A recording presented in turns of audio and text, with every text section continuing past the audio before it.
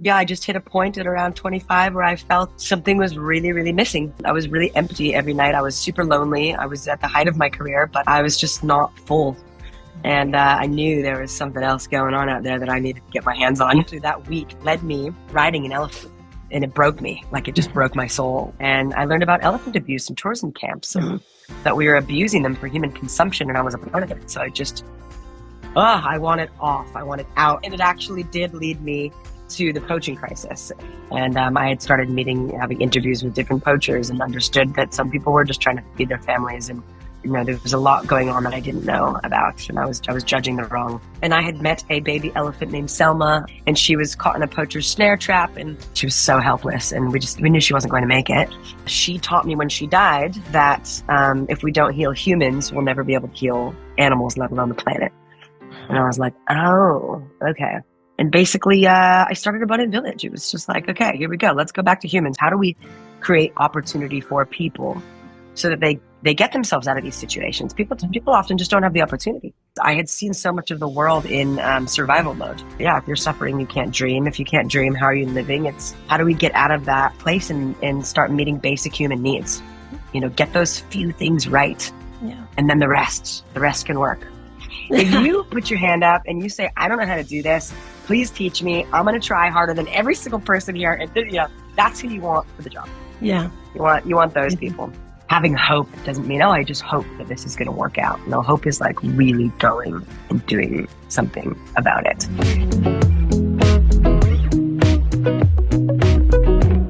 Good morning, beautiful SANUSPLANET community. It is amazing that you're here today again. Thank you so much. And as you know, the SANUSPLANET podcast features inspiring conversations with activists, with innovators, with well-known personalities who are working to protect this beautiful planet and create positive change. And today, I really have to say, I'm so delighted and so excited about my guest today. And I'm really happy to welcome a very special guest today. Briana Evigan, first of all, welcome, girl, in this podcast. It's so amazing that you take yourself time for us and share your story with us. Thank you so much. Absolutely. Happy to be here. Thank you. Oh, awesome.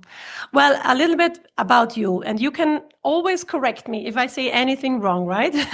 But cool. while people first might have got to know you through your work as a Hollywood actress and dancer, as you worked for movies like the Step Up 2 or the series From Dusk Till Dawn, you have also dedicated a significant part of your life to environmental protection and conservation.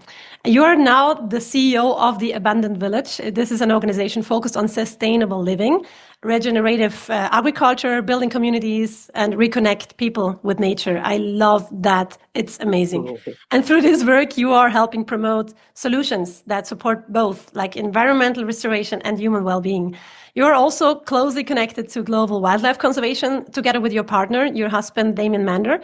He was the founder of the International Anti-Poaching Foundation and later renamed Akashinga. I say this because our audience will know these names because we supported these projects already with SANUSPLANET a little bit a few years ago. Okay, cool. And they worked in the front line of protecting endangered wildlife and empowering local communities. So now Damien works together with you and the Abundant Village. And we from the SANUSPLANET community, I know we have already your project very high on the list. We want to support you because you're doing such amazing work. So Briana, it's wonderful that you're here today and that you are open to talk about all the ups and downs of your life, all the things that bring you here today to be able and to be strong enough to do the work you do. To be strong to do such a work, you have to go through ups and downs. That's what I really believe. It's not beautiful, but the ups and downs are part of life, and they can make us stronger if we choose so.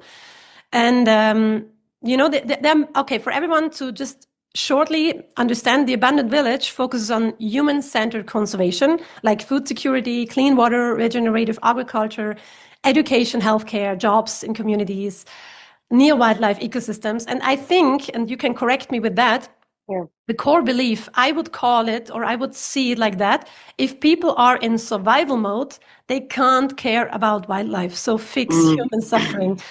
And that is something we will definitely dive into today, because that's a big topic I learned as well myself as animal conservationist and ocean conservationist, I had to learn step by step within the years that if people are suffering themselves, how should they ever help wildlife? It's not possible because they're so much focused on other problems in their life. So we have to change this all. So my first question for you today, because I want to bring you, or I want to dive a little bit into the time before you came here and before you Yeah, of became the course. CEO of the Abandoned Village. Yeah. Have you always already been so interested in conservation, like even in your time in Hollywood, or how did that happen? It's so funny. I always forget that I used to teach. I started teaching when God, I must have only been 17 years old. This is before Step Up even, but I was teaching in a community in Compton in Los Angeles for kids that had nowhere to go after school. Actually. And I never tie that all together as back then wanting to work with, in service of humans. So it's kind of social development work way earlier on in my life than I had known, but it was through dance and creative movement. And, that's to me the way we express ourselves, or a great way to express ourselves if we don't know how to use our voice, which ties me often to animals and the voiceless and all of those things that, we work with today. So I guess it was in there, and I always loved traveling and always have loved animals. I grew up with dogs, and I still have my dog here, Max. He moved with me across the world from Los Angeles. He's almost 11 years old now. But he literally flew with me on the plane. He was trained as a PTSD dog, service animal, so he was by my side everywhere I went this whole time. And now he's a Zimbo, we call him, which is a Zimbabwean Zimbo dog. But I've always been into nature. I've always been into the planet. I've always been into the stars. My dad got me into those things when I was very, very little, I'd say. So yeah, it's always been there. And I did end up, as a dancer doing Step Up, and found myself in Hollywood. And I still love acting. I loved being on sets. I loved performing and becoming characters and all of these little bits of pieces that aren't you, but maybe are pieces of you, and then we get to play them. And you build these communities on sets and these families that, are actually really hard to say goodbye to every couple of months. But yeah, I just hit a point at around 25 where I felt something was really, really missing. I was really empty every night. I was super lonely. I was at the height of my career, but I was just not full. And I knew there was something else going on out there that I needed to get my hands on. I didn't really know what it was. But I started my travels in Bali, and I had dreams about Bali. That's why I went. I didn't just pick it. I had 3 consecutive dreams, actually. I went to this place that I was dreaming about, and I found what I called out on the top of a mountain there. And it's not tied to any religion or anything like that. It was just, I knew that's what it was. And it was like the invisible, everything for a second. And I just had this moment where I knew I could trust, and I'd never be lonely again. I might be alone, but I'd never be lonely on this new relationship. It was just like this source connector. Wow, this is great. You know what I mean? I'm like, wow, this is a whole nother way of living. And that experience actually that week led me to riding an elephant.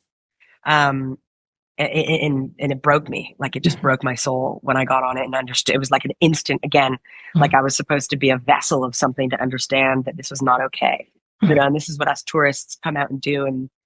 And I learned about elephant abuse in tourism camps, and that we were abusing them for human consumption. And I was a part of it. So I wanted off. I wanted out. I was like, I'm going to go to every camp now, and I'm going to shut them down. And I was like, no, this is not the path. It's not the path. The angry animal activist path. It's not going to work. And it actually did lead me to the poaching crisis. And that was what brought me to Africa and Uganda and Rwanda with the gorillas, which I saw on your page. Oh, the gorillas. Yes. Little did I know I'd end up marrying a silverback. But the gorillas were a huge thing for me, 98.6% the same genetic makeup as us, just like this powerful creatures that just were so gentle and genuine. And I thought, wow, humans are supposed to be these 100% perfect specimens, right? Like, now that was the perfect thing right there, sitting there with their family and the way they were and the way they protected and how gentle they were, these gentle giants. And they made me really want to start looking at things from a different perspective, you know, and that's something big too in the poaching crisis. You know, we're always looking at things with this one opinion, and I had started having interviews with different poachers, and understood that some people were just trying to feed their families, and you know, there was a lot going on that I didn't know about, and I was judging the wrong. This is the pregnant line. Was I judging the wrong book by its cover? Or dyslexia comes in. My judgment was off. And I had met a baby elephant named Selma around that time. I'd only spent a day with her, actually. It felt like I spent a month with her. It was just a day. And she was caught in a poacher's snare trap, and they had done a repair on her foot, and she was alone and tied up. And it was just in the most beautiful jungle ever, right? In the Loser, northern Sumatra. And God, she just, it was one of the saddest things I've ever seen. And she was so helpless, and we knew she wasn't going to make it. So there was nowhere to put her. You could spend money on another rescue, but what's that going to do? It's going to happen again and again and again, and it did, you know. Yeah. So she taught me when she died that if we don't heal humans, we'll never be able to heal animals, let alone the planet. And I was like, oh, okay.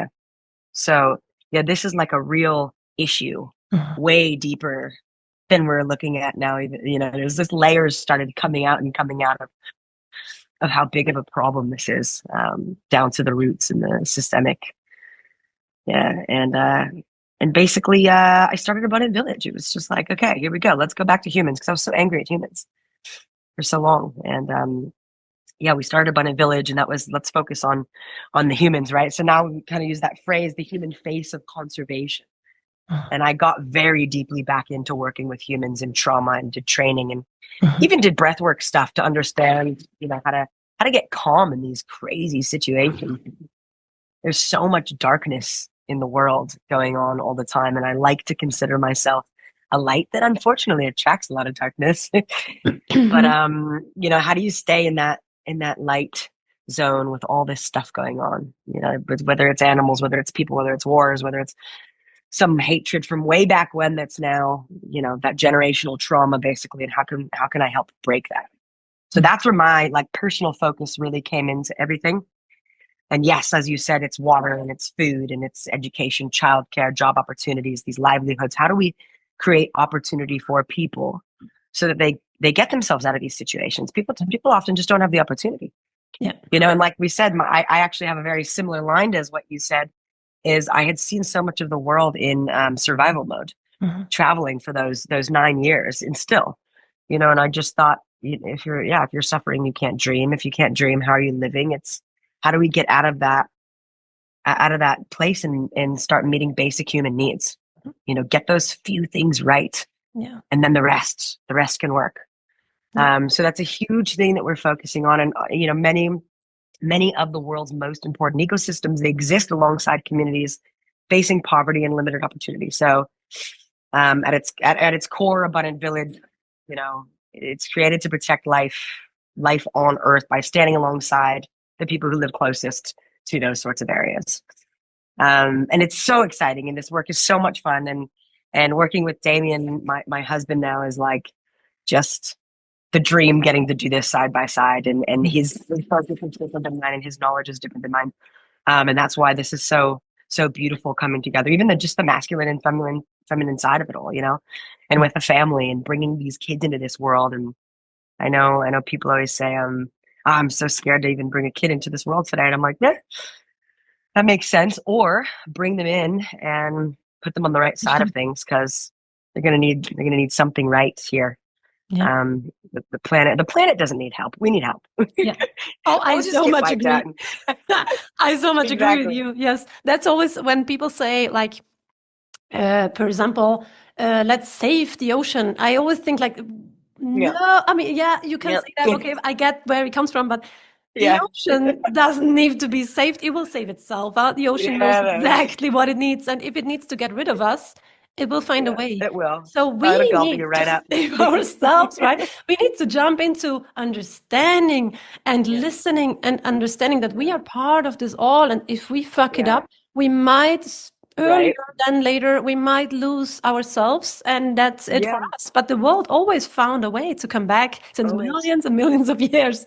So we don't have to put ourselves up there and think we safe. No. No.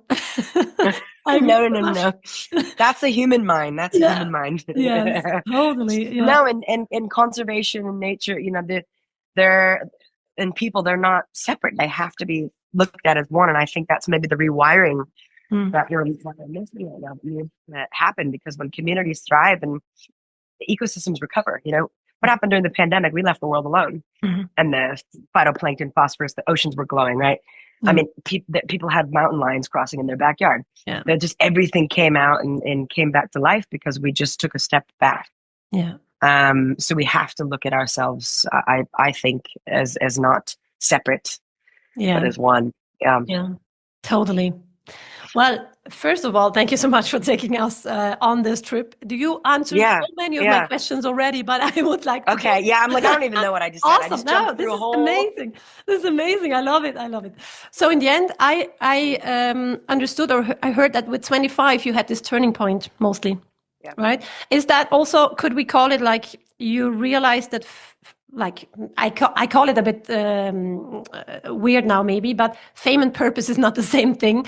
And you have been famous. You have reached something that many people try to reach their whole life, to be in Hollywood and to be a famous actress.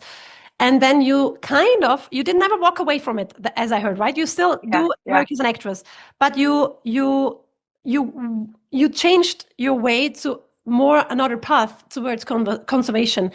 Was that hard for you to leave something maybe even behind? Because as an actress, you have to be in Hollywood more, and now you're more in Zimbabwe working on conservation, but you go back sometimes to act, or how does that work? How is that? So so it wasn't hard because I moved alone. I was single. I moved with my dog, Max. I keep looking at him. That's why I'm referencing him out there. I can imagine. He's just always staring at me. What are you doing now? What are you doing now? So I moved with him with a one-way ticket, and I just didn't really know what was going on. It was the end of his term. Los Angeles changed. Hollywood was changing. I wasn't happy there, and I wasn't scared at all. I did know that I wanted this. So I know people are always like, how'd you take the leap? How'd you jump? It had been some time, and I had really sat with it. And the only thing that had stopped me from moving was the pandemic. So it took me almost another extra year to get out of there. And then, when I did it, everything started falling into place. And I got to see how quickly, you start walking down the path of ancestors and following those before you, and you start feeling it. And you're like, okay, this is right. Do I go left? Do I go right? Do I go straight? Yeah, I don't know. And most of those things just started panning out, including in 2 months, I was engaged and pregnant and moved up in Zimbabwe. 2 stepkids, 1 birth. And then, switched countries again and was just learning and then started learning a lot too from my husband with his organization at the time, and his work. And, a lot of my dream actually and vision of Abundant Village was a lot more in that huge landscape, seascape idea of where Akashinga was. But I didn't know how to get there yet, and how to get there as quickly as we are right now, because it takes an incredible team. And that's something that we have. We have an incredible team.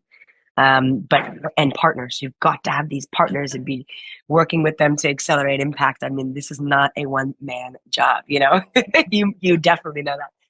So, I wasn't scared, and there's definitely been hard times, probably some of the most challenging within work because of cultural differences, because of just how difficult things are sometimes to get over the line, and sometimes your vision and what you think is going to be what's going to happen. Then it throws you for a loop, and it does something else that's magical, and then all of a sudden, the vision's still there, and you're back on track. And sometimes you need those really, really hard weeks where you want to quit. And you're not going to. I mean, I know that always, you know what I mean? But when I hit those weeks and I've got no inspiration and I feel totally knocked down, like, what am I doing? I'm like, no, I know exactly what I'm doing. I just needed to slow down for a minute. And that's something incredible about Africa. It allows you to, I always say, I like to listen to the whispers of the universe, because it's quiet here. Mhm. and you're allowed to. And Los Angeles was this fast pace, Yeah. you're just trained to do. You must succeed. You must do this, but then you're rejected and you're shut down again and knocked down and knocked down. Five knocked out. Or you used to actually call it rhino skin. I forgot. I used to say, no, I ended up building myself, like rhino skin, as thick and tough as can be as a backbone from all the rejection and all the loss and different things that you go through in the entertainment world and self-worth stuff and comparison. And I mean, now it's worse than ever, right? With media and all of that that's out there. It's a tough world already. It's already hard. Why go make it harder? Let's go do the work that we love. And this stuff just became my purpose. It's easy when you're passionate and you've found purpose. That's what you want to wake up to every day. I can't imagine not having that, and so we're still filming documentaries to bring you back to the media side of stuff. Still filming documentaries, so developing our own projects and stuff under our studio called Move Me Studios. But I'm not in a rush. I'm just not in a rush, and I don't want it to overtake the work that we're doing now, because this is what's more important to me. That sounds amazing. Really, really great. And also, like when you let me say it different. When you met Damien, I can't imagine. I think that Damien also went through a lot of different phases in conservation. Like he was this vegan sniper and this one guy, and now he is there working on the abandoned village with you. But he was going through many phases. And when you met each other, have you always agreed with the way that you both see the world and do conservation, or have you had many differences? And how did you line up, or how did that work? That would be very interesting to know as well. Yeah, no, it's a good question. I mean, I think it was always pretty aligned. I was introduced to him almost 9 years ago as a friend.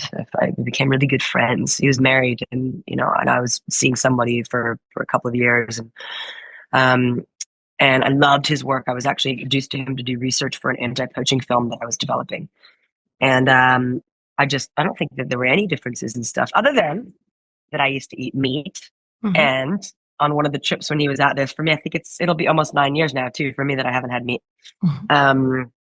And he got me off of it by sending me to this pig protest at like midnight. He just sent me a text and was like, "Go here," and I was like, "Okay." That was the most horrendous thing I've ever seen, and I've never touched it since. So since then, I think we've been probably on the same page the whole time. Just again, my focus with work from the start, from 25, was human work.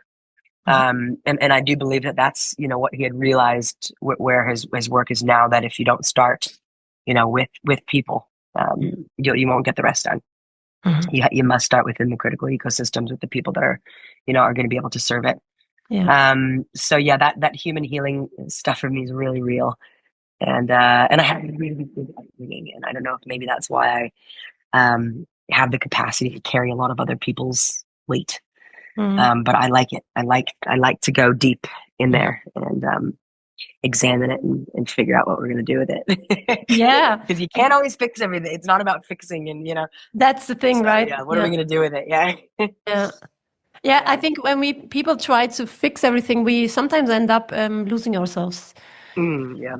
That 100%. Sounds maybe weird, but I really that's what I have seen. Trying to fix the stuff. Yeah. Oh gosh, I'm not sure if that's our role.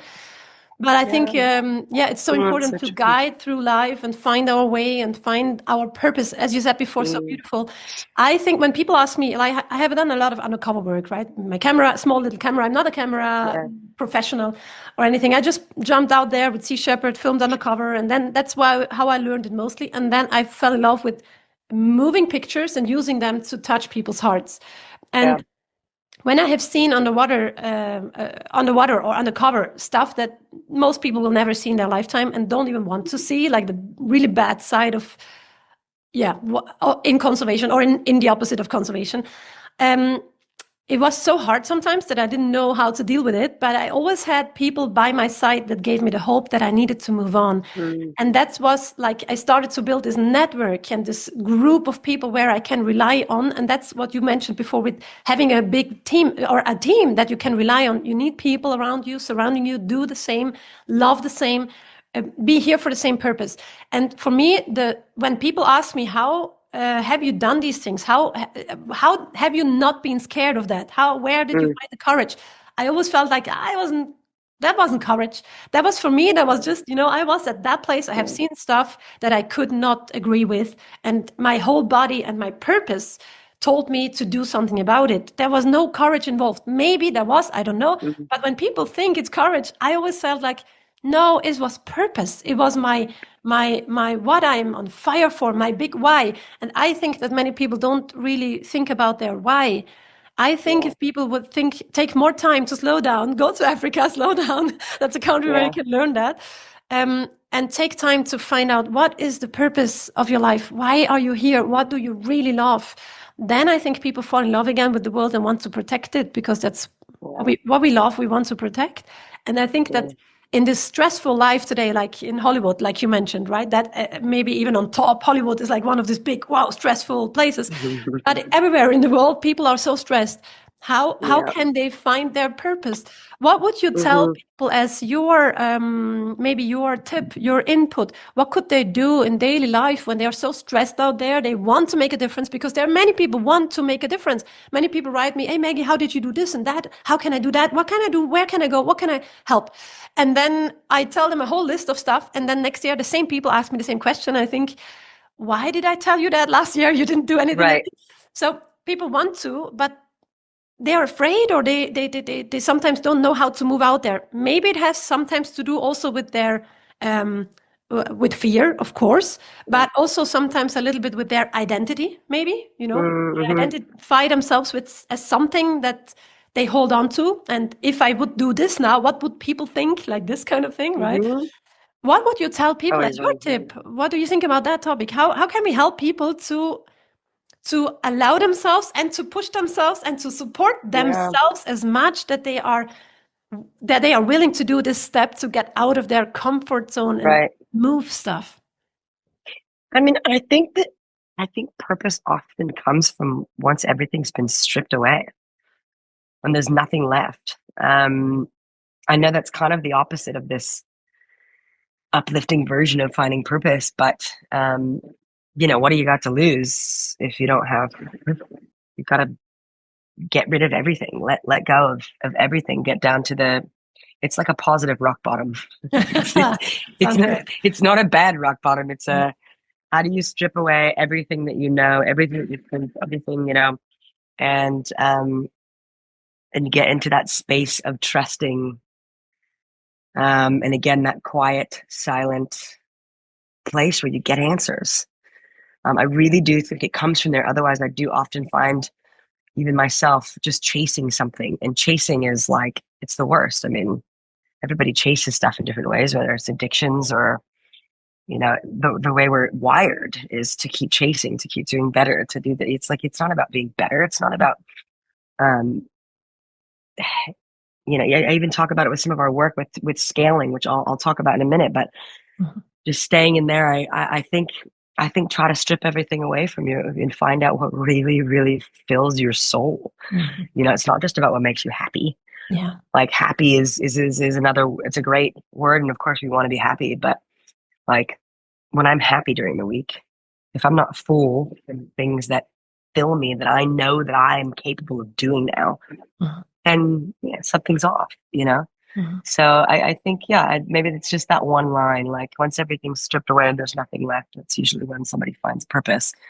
Because otherwise we're trying to figure it out all the time. We're examining it and we're like, wow, well, this guy could do this and I could do this, and we probably could. You know what I mean? We probably could.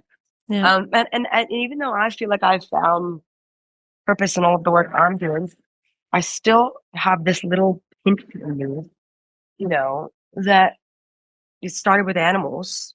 And now I've gotten so busy running the organization and everything that we do that I still have to remind myself and go sit with elephants and go spend time here and say, we need to go on this trip, and we need to go spend 4 days where we don't do anything. We just watch them, because they will give us the answers. And that's my way of getting my purpose, right? Go sit and listen to what the elephants have to say. Go listen to what Max, my dog, is going to tell me next. He's the one that had the courage to move to Africa. Oh, yeah. He was the final tipping point that just said, let's go. And I was like, whoa, okay, let's go.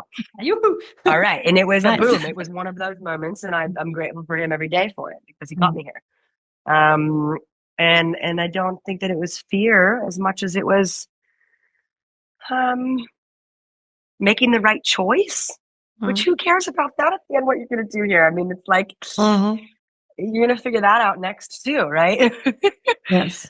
Yeah. So I'd say, yeah, that's what I'd say about that. If I answered that, if I answered that correctly.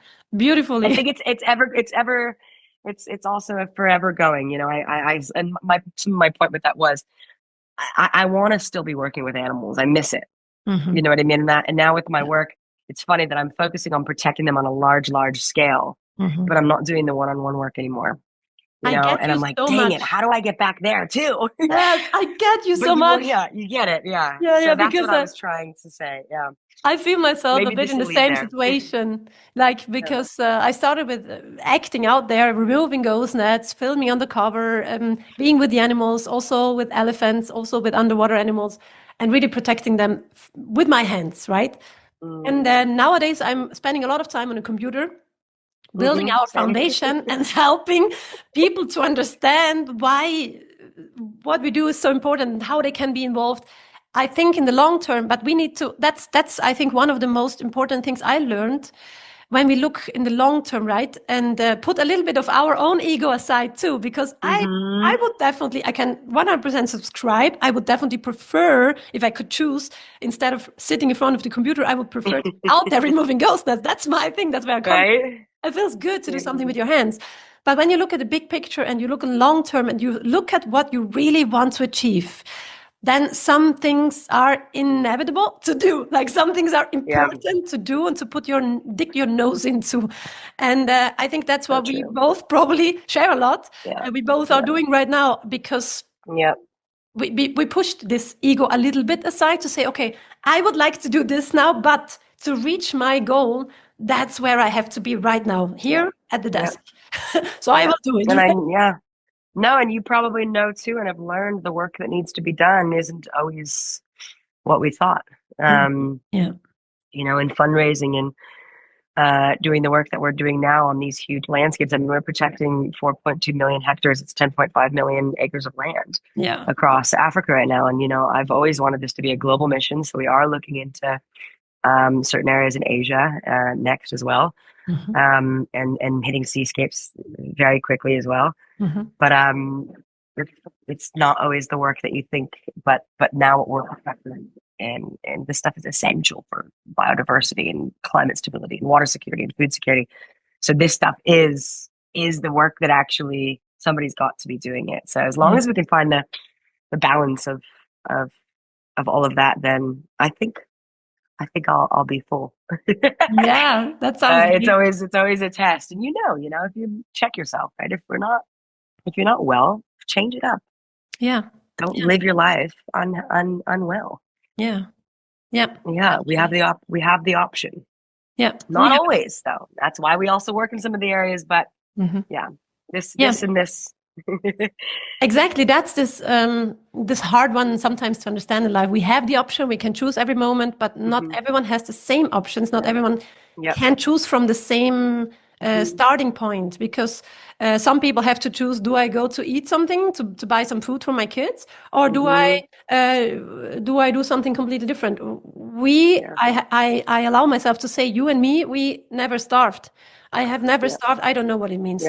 And when we talk about starving, like, please, we have no idea. So we cannot talk from the same perspective as people that really starve every single day. I have many friends in many places that I know are starving all the time. And then I tried to help with the little I had. I worked 7 years for free, so there was not so much here. I used everything for my conservation. And then I still tried to help. And at some point I learned, okay, I give some money today so my friends have something to eat today. But what about tomorrow? What about tomorrow? Tomorrow they are hungry too, and I don't have the money to give for someone to have food all the time. But I want to help people to build something that they can stand up for on their own. That is the only thing that in the long term really works and helps us to get out of that and to help everyone. So important. That is the most important. That's exactly what you do with your work. Let's talk a little bit about the abandoned village, as that's the perfect example for all of this. First of all, when you created the abandoned village, was there any fear? For sure, there were some fears, but what was kind of the biggest question of, or maybe not? Yeah, question about on yourself. Can I do this? How can I do this? Does this work out? What if I fail? All of these things. Yeah. What was going on in your mind? I mean, I think we always have that. I think, again, that's part of being human. We wonder if we're capable of doing all of this. And when I started Abundant Village, I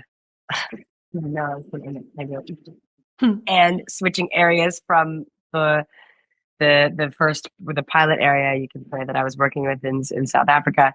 So there was so much change going on, and not only that, but so much change going on to my body and all of these unknowns. And I'm a big fan of the unknown, actually, but there was so much unknown that it was very, very overwhelming. And I live for this stuff. I'm crazy, Briana. There's little inner dialogues going on, But I think something that I realized too that we were doing is working at that grassroots, holistic, really human level, kept me really grounded in the early days. And we did start small. Still in South Africa, we've got a team of 10 people, which I love. And, there's hundreds of employees in Zimbabwe at one of our project partners there, and as well as in Botswana and Zanzibar. There's lots of different team players in different areas, but I think keeping the teams kind of small in each area helps. It helps with communication and keeping those open lines and transparency, and kind of a day-to-day actual reporting system where we know what we're doing well and what we're not doing well. Where are the challenges? Where are we failing? So we don't have to repeat them, And I think something that makes us different is that we're built for scale. We're not running small, isolated projects. We're building ecosystem scale systems designed to actually last for generations. And it's so important to be thinking that way. And I think the more that I started getting involved in learning, what you thought before, Briana, was absolutely not. Now here we go. Okay. Now I can go understand this in a different way than I had. But our approaches are including science-led conservation, measurable ecological outcomes, community governance, nature-based economies. How do we follow these approaches? This is not charity, right? It's partnership. It's about justice for people and the natural world. And the more I just kind of stay in that mindset, I know we're hiring the right people to do certain jobs, ones that I also can't do. Those scientists will be the most important roles that come in each country. And I think fear will always come and go. And, honestly, if there was ever a time where I didn't think I was capable of running the organization, I would make sure I found the right person too, because we've built something great here and it's not going to go anywhere. And if you look at our players, one of them being Damien, he's got 20 years of conservation experience. Those are the people I want on my team. Those are the people that know how to do this. Let's take all the great stuff that they've learned from their organizations that they've built and bring them here because they're working. And then let's partner with those people. Let's, keep this going because the results they're tangible. I mean, if we've got hundreds of local conservation jobs being supported in certain areas, we've got patrols operating to protect wildlife and ecosystems. Women are holding more than 60% of leadership roles in some of our programs. And degraded ecosystems are actively being restored. That sounds so beautiful. Yeah. How do we make these communities the long-term custodians, right? They have to be the ones doing it. That's incredible. I love it. I look up to you because this is like, you're an idol. Your project is an idol to me. I can learn so much from you. So thank you so much for that. That means a lot to me. You just mentioned already, like, the difference between charity and empowerment in a community. It's so important. Can you shortly again explain the difference so that everybody can understand? It's not charity, it's a partnership, it's a collaboration. It is. You actually, the reason that comes to mind right away too is you said it a minute ago. You could give some money or do this or give, food, but tomorrow, what's the plan? It's not sustainable. And giving is great, but also actually in some of these areas, it becomes a huge problem.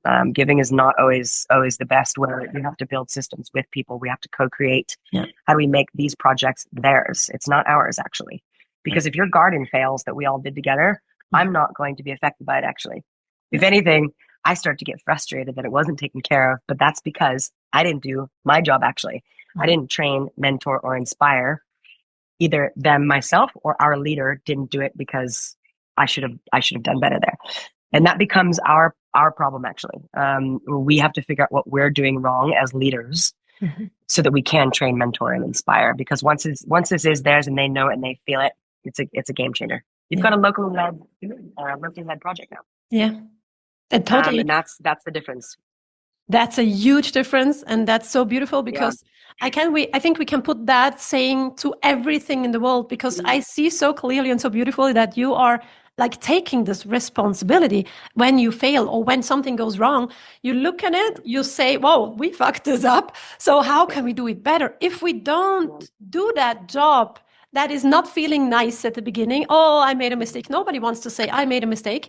But if we do it correctly, then we can grow and change things to the better. Yeah. Otherwise, we will never learn. So that's so important as well, that you have people in your project that have this knowledge since many years. They have been through ups and downs. They have made mistakes. That's the only way how we can learn, making mistakes.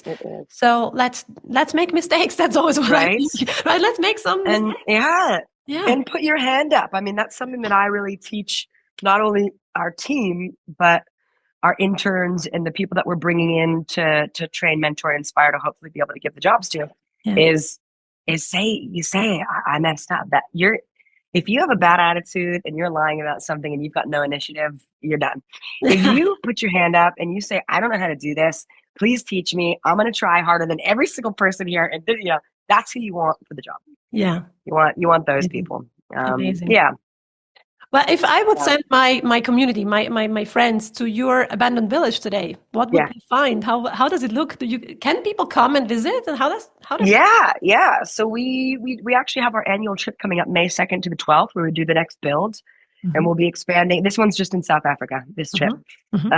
So expanding outside of the primary school that we've been working at there, and into the communities surrounding. So it'll be more gardens being built, but not only in the community way, but in households, so that these 4 households can now become custodians of gardens and serve people and sell to gamers in the area. And then we'll be playing and working with the kids and doing after-school programs that we have. So it's the expansion outside of the school on this trip, the primary school, and then we'll be doing community gardens. And then we have traditional mud huts that we'll be building. And I love leading these. So I used to teach and facilitate retreats around the world. So this is also the way we get to do the healing, put people in these immersive experiences. Rhino dehorning experience, desnaring, where you do walking trails and find snares and really get immersed, so that when you go home, you are changed. Nobody yet has left and said, just came home. And they're like, no, my life is different. So I'm so excited. This is our 3rd one. And then next year, we'll probably try to start doing 2 or 3 a year in different countries. This one coming up in May is South Africa. That sounds awesome. I would suggest everyone to be part of that and check that out. I myself would love to go there right away. It's so beautiful. You also aim to replicate, like to make your model bigger globally, right? And did you think about that too? And how? What are the biggest, let's say, barriers to scaling something like this? Or is it? How would that? No, it's a great question too, and this kind of closes everything up for me, actually. So we are expanding quickly right now, and like I said, it's 10.5 million acres of land across 5 different countries in Africa.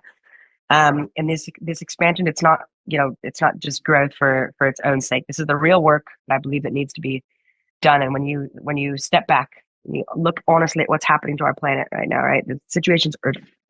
We're losing biodiversity at a rate never seen in human history. Forests are disappearing, coral oceans and water qualities are collapsing, and we need to figure out how to regulate this. We need to figure out climate, water, food. Everything's under immense pressure. So scaling this and working with partners globally is a huge part, but also Abundant Village being the social impact division that has the trust that can come in and work on the social needs is whether we're refurbishing, clinics and bringing electricity to them, bringing clean water, food, security on a large scale are a few of the main things, but we have to figure out, because this is happening in real time. So these consequences will shape our world, the way our children inherit it. This is totally up to us right now. We must get people on board, and this is courage, right? This is courage. This is taking that leap. It's our responsibility whether we continue down this path of instability and loss, or do we want to stay here? And yeah, we can't fail now.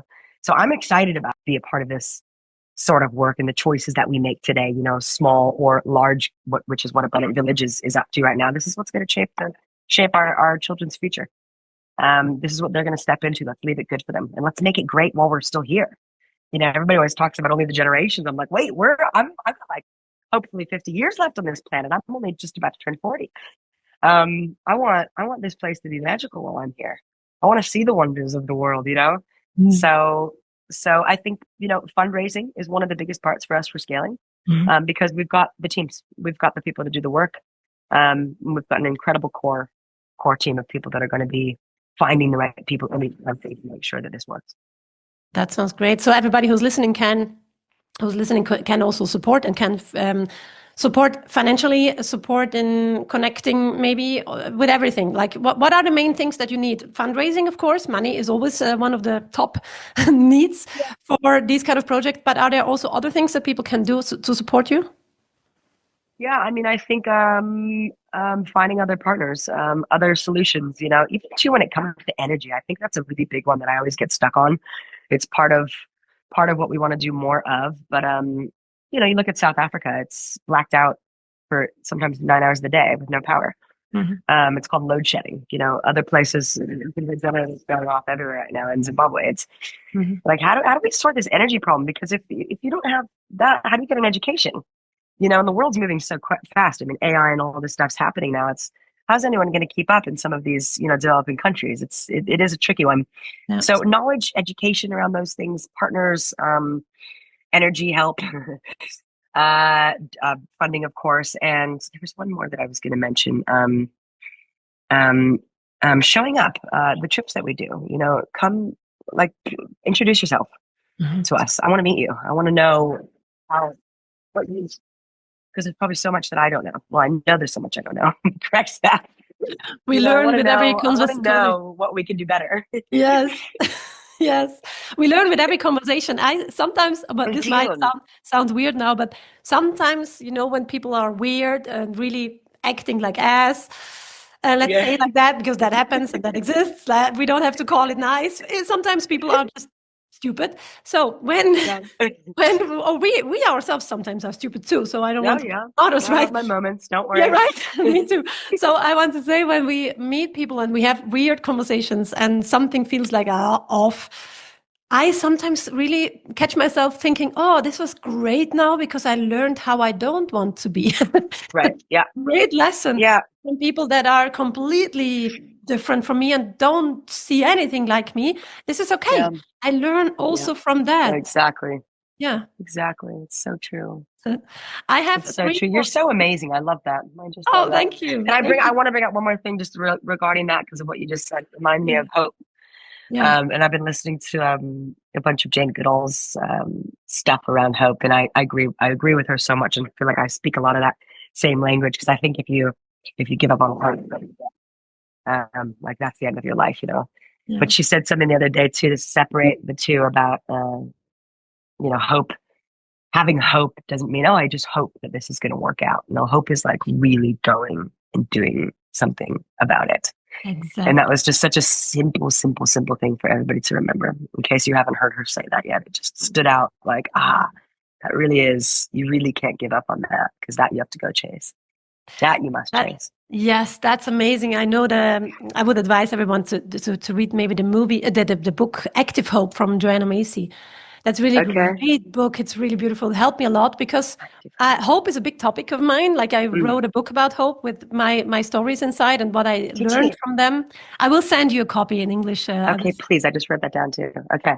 And then I'm working on a documentary series that I started to work on since 6 years, and nothing came out yet from it. So, but it will go on. It will Sounds about right. Yeah. That is something I want to come to your place to film and we will talk about that another time. But I would really love to involve you because this is hope. When people start to act, even in the hard moments, not to lose it completely. You know, you can have your down moments. You can be in a hole. That's probably part of life too.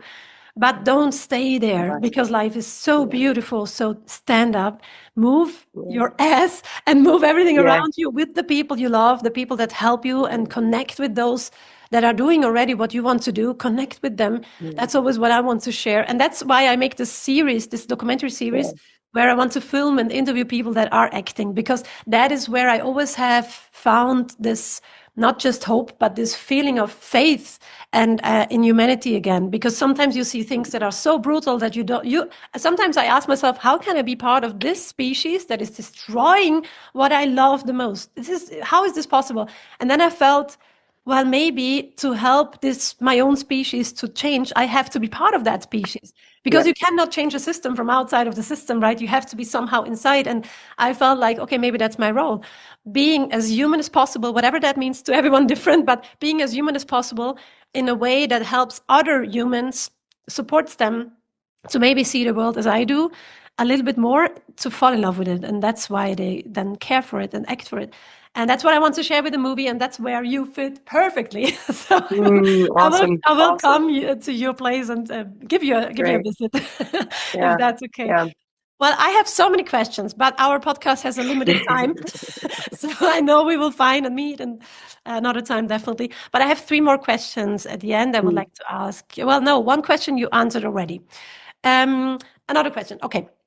If the abundant village succeeds globally, not, let me reframe that. Not if, when, as soon as the village succeeds globally, what will the world look like in 50 years? Oh my gosh, that's such a good question.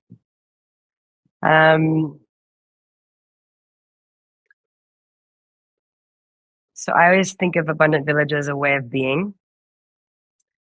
So I think that there would be a shift in humanity that is so great that people weren't leading with fear, and we're leading actually with peace. That would be one thing. I think if people led with that, oh man, we'd be living in a different world. Poverty would be talked about very differently. I'd have to say that I'm gonna remove poverty. People wouldn't be in survival mode, because suffering is always going to exist, I think. But maybe it would be that people aren't going to be in survival mode. And then our children would be living in a much more beautiful place without, again, I think it all comes back to this fear stuff, because I just flashed when I said my children that they're going to be living in fear with what's coming. So no, my children won't be living in fear in 50 years because they will have succeeded. And I'll be 100 sitting there with silver gray hair and smiling with a little cup of wine on a rocking chair with my husband. Smiling, knowing that we did something great. I can see you and the elephants behind you and the beautiful sunset behind you going down with all these orange and red colors, and you holding hands, drinking wine. Look at the beauty. So I love it. Yeah. Amazing. That's where I'll be. Cool. What do you think if humanity understood one truth about nature and community that you have learned in Africa specifically? What would that be? If humanity, say it one more time. If humanity understood one truth about nature and community that you have learned in Africa, what would that be? Like maybe in Africa different from in other places? Right. Again, that we're not separate from nature and conservation. It's this is one, and you will feel it the most when you are in Africa. It's the mothership. This place. I mean, it feels like the last frontier. And then you can't live without community. Yeah, the whole "it takes a village" thing is just too real here. And I love it. And it took me a minute. I became a little independent solo woman evangelist, like defensive, protective mode, just a rock hard shell around me for protection, and it just completely softened. And yeah, we are one with nature. We are the same, and you must have community. Thank you so much. Is there something you would like to share with our community that I didn't ask? Because I have so many questions, but something that is close to your heart, a story or a meaning, or one of your truths, something that you would like to share, like your message for the final message of this podcast. Like, what have we already talked about? What have I said? Like a lot. Let me just think for 1 second. I think this is really funny that this is what's coming to my mind right now. But I think it's the line from Step Up, and it was, or maybe, I'm probably going to butcher it, but it's something like this, and this is the way I would say it today is, don't try to be anyone else, because there's no one like you in the world. And then, yes. So because there's no one else like you in the world, how beautiful is that, first of all? There's literally nobody exactly like you. Yeah, once you've met yourself, you'll realize that you exist. That nobody can take that from you. I just find that to be, once you meet yourself and you exist, it's one of the most magical experiences in the world. This is so beautiful. Yeah. That's amazing. Thanks for giving me a second. I was like, I gotta get take as much time as you need. This is amazing. Thank you for sharing that with us. Really beautiful. Thank you. What about you? Do you have one? Before we go, I want your inspiration on my side now. Yeah, I have many actually. Also, let me reframe or think. Well, I always love to say, your life is your message to the world. So choose to inspire. That is one that I love. Choose to inspire others. Choose to inspire people. Choose to inspire this world. Also, it fits your line. Choose to inspire by being you, because everybody else exists already. So, right? Everyone exists. Right? Why do you try to be someone that you are not? Being your whole life unhappy, trying to be someone else, while you are amazing as you are, and you can learn and grow, and it's all it's life lessons every day, and we can change ourselves every single day. That's one thing I think, this identifying ourselves with something, the words "I am this and that," "I am not this and that," that's quite dangerous. So we should be very careful what we say after that, because we hold on to this identity. And years ago, I said I love eating meat. I was thinking about vegetarians are weird nowadays. Today, I live since 10 years vegan, and I think like how did that happen that I said that before? So I am right. Something is dangerous. So don't hold on to that, and be curious every single day to learn and grow and to open up, because life is too beautiful not to. So that's what I want to share. Beautiful. Awesome. Thank you for giving me that space too. Yeah. Wow, girl, I could sit here for hours and talk to you. I know. I know. We can do a part 2 down the road. I'm sure about that. Some more areas and work is carried on. Yeah. Yes. I will definitely put some links in the show notes. So everybody who was listening today, you can find the links to the Abandoned Village. You can find out everything. You can find out how to support, where to support. And I am sure, and I will keep you all updated who is listening today, how we will support the Abandoned Village also with SANUSPLANET. That's our goal. We definitely want to go there. So everybody listening, be part of SANUSPLANET, be part of the Abandoned Village. Let's create some changes here together, because it's so beautiful in this world. Thank you. This was amazing. Thank you for your time and for everything you do. You're a big idol. Thank you. I wish you an amazing day. everyone who's listening. Thank you. Briana, definitely an amazing time. Keep up the good work. We stay connected. Say hello to Damien. Awesome, I will. And talk Thank to you you. all. So nice to be with you. Thank you. Bye, guys. Bye, everyone.